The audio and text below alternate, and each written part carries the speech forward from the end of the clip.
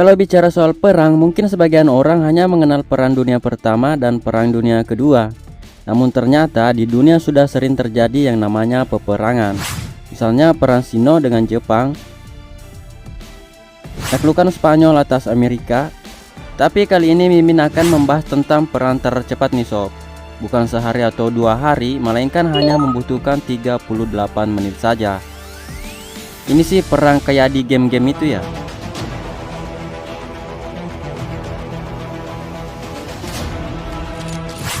Perang ini terjadi pada tahun 1896, tepatnya di sebelah timur pesisir Afrika. Perang ini diawali oleh wafatnya Sultan Hamad bin Tuwaini yang pro Britania dan digantikan oleh sepupunya sendiri yaitu Sultan Khalid bin Bargas. Wilayah Zanzibar sendiri merupakan imperium dari Britania Raya, di mana seseorang yang ingin menjadi sultan di Zanzibar harus sesuai dengan syarat yang telah diberikan oleh Britania. Peperangan dimulai ketika Khalid menggantikan Sultan Hamad yang telah wafat untuk menjadi Sultan Zanzibar. Tetapi Khalid tidak memenuhi syarat yang diberikan Britania untuk menjadi sultan pada saat itu. Menurut Mimin, mungkin visi misi Khalid pada saat itu tidak menguntungkan Britania, makanya Britania tidak menginginkan Khalid untuk menjadi sultan. Sultanan Khalid berlangsung pada tanggal 25 sampai 27 Agustus tahun 1896.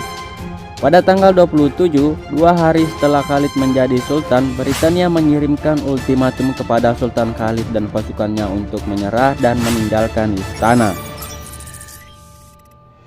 Tapi ultimatum tersebut tidak dihiraukan oleh Sultan Khalid. Sultan Khalid tetap berada pada istana dan menyuruh para penduduk Zanzibar untuk melindungi istana.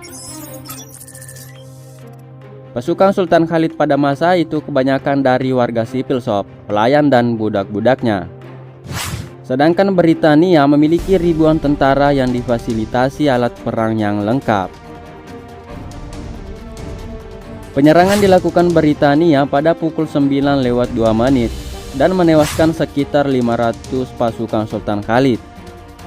Dan pada pukul 9:40 bendera Kesultanan Khalid ditembak jatuh dan kebakaran. Sultan Khalid kehilangan ratusan penjaga dan melarikan diri ke Afrika Timur, sekarang disebut daratan Tanzania. Sedangkan pasukan Britania tetap utuh dan hanya mendapat luka ringan, itu pun hanya 1 tentara saja yang terluka sob. Wah.